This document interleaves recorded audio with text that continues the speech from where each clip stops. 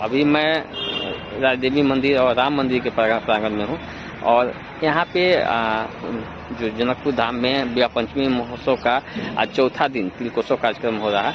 जो तिलकोत्सव कार्यक्रम श्री महावीर युवा कमेटी के आयोजन में हो रहा है, जो आपको मैं इस वीडियो के मार्फत से आपको दिखा रहा हूँ कि ये तिलकोत्सव कार्यक्रम यहाँ पे ठीक राम मंदिर के प्रांगण में हो रहा है। जो आपको जानकी मंदिर से आपको बाहर राम मंदिर में आएगा। जो राम मंदिर में जो राम और सीता जी का जो तिलक, राम जी का जो तिलक होता है, जो विवाह के लिए आज तिलकोत्सव करते हैं, उसका तिलकोत्सव होगा ठीक राम मंदिर में 2 बजे करीब में होगा। जो भारत का आप लोग भी आनंद लेना चाहते हैं, आप लोग भी दर्शन करना चाहते हैं, यहाँ पे श्रद्धालु भक्त के आना चाहते हैं तो आप आ सकते हैं और यहाँ पर देख सकते हैं कि कितना सुंदर तरीके से सजाया गया। मैं अपने वीडियो में बता रहा हूँ पीछे से भी।